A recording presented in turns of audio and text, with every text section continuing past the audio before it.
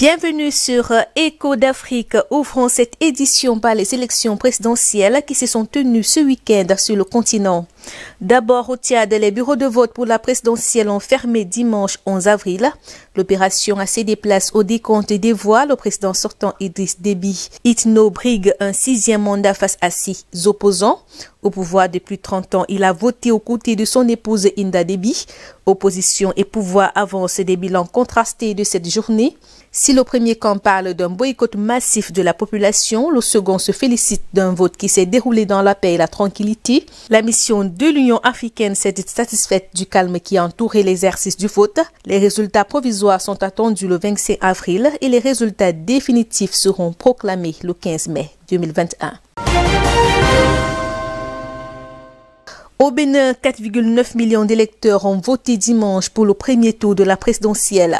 La Commission électorale nationale autonome est à pied d'œuvre pour le dépouillement des bulletins qui a commencé dès la fermeture des bureaux de vote. Les partisans du président sortant espèrent un coup KO dès le premier tour.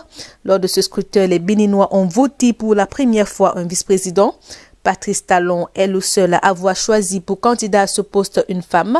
Mariam Talata, une professeure de philosophie âgée de 57 ans, aussi charismatique que féministe.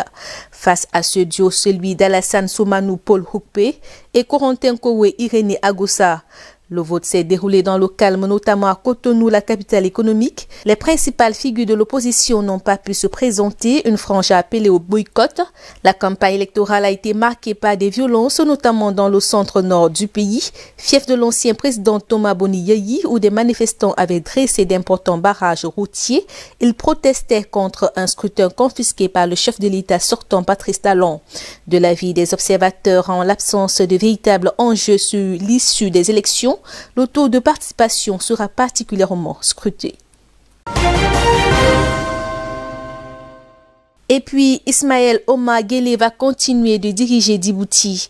Le président sortant a été réélu pour un 5e mandat à l'issue de l'élection de vendredi dernier. Selon les chiffres officiels provisoires, il rempile avec 98,58% des voix à la tête de ce petit pays stratégique de la Corne de l'Afrique. Son principal rival, Zakaria Ismaël Farah, a obtenu moins de 5000 voix. L'autorité intergouvernementale pour le développement, une instance regroupant 7 pays d'Afrique de l'Est qui avaient envoyé ses observateurs pour superviser les élections, s'est dite satisfaite du déroulement du scrutin.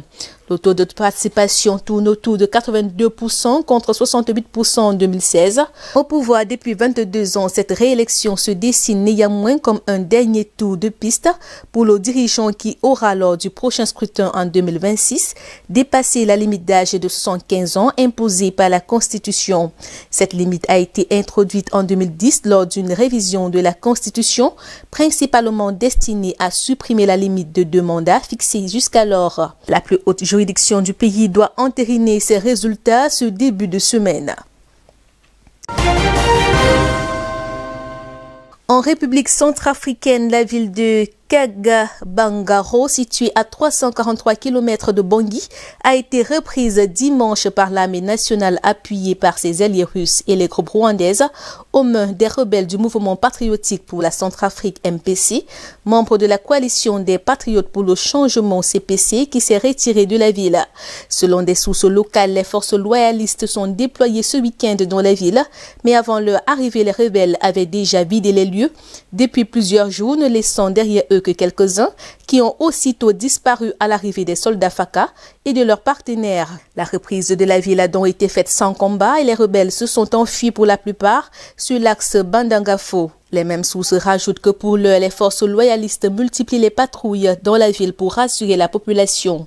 Rappelons que la ville de Kagabandoro avait été occupée depuis plusieurs années par le mouvement patriotique pour la Centrafrique, membre de la coalition des patriotes pour le changement, l'un des groupes armés signataires de l'accord politique pour la paix et la réconciliation dans le pays. En 2020, son chef, l'autoproclamé général Mahmat Al-Khaltim, issu de l'ex-Seleka et réputé fortement armé, avait déclaré qu'il est temps de faire la paix et s'était engagé dans le processus de désarmement, démobilisation, rapatriement et réinsertion initié par le gouvernement.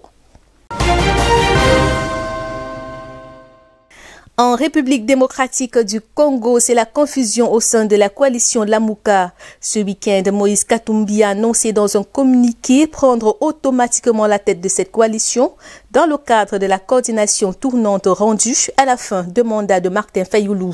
Il a installé son allié, l'ex-premier ministre Adolphe Musito, à la tête de la plateforme pour les 3 prochains mois.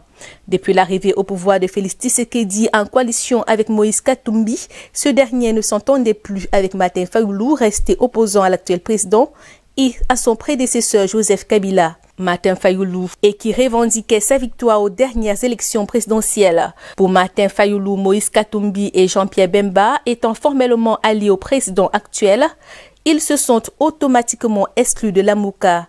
Leur parti devrait faire leur entrée dans le nouveau gouvernement, mais pour Moïse Katumbi, il est hors des questions de renoncer à Lamuka. Voilà qui fragilise un peu plus la plateforme alors que le pays traverse une période cruciale dans la préparation des scrutins de 2023.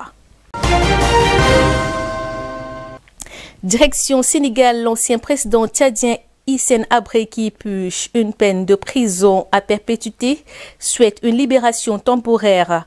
Le chef de l'État tchadien a demandé l'autorisation de sortie de prison pour 6 mois, principalement pour des raisons de santé. Si elle est accordée, il pourrait être libéré ce mardi 13 avril pour le Ramadan. Ayant d'abord bénéficié d'une mesure similaire en 2020, cette demande passe mal auprès des victimes.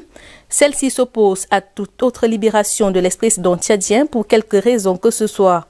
L'ancien président Hissène Habré, arrivé au pouvoir en 1982, avait été chassé par l'actuel président Idriss Déby Itno en 1990 pour avoir mené une répression qui a fait 40 000 morts selon une commission d'enquête tchadienne. Il a été condamné à la prison à vie pour crimes contre l'humanité par un tribunal spécial africain à Dakar en 2017 où il s'était réfugié. Voilà qui fait l'essentiel de l'actualité en Afrique. À très bientôt.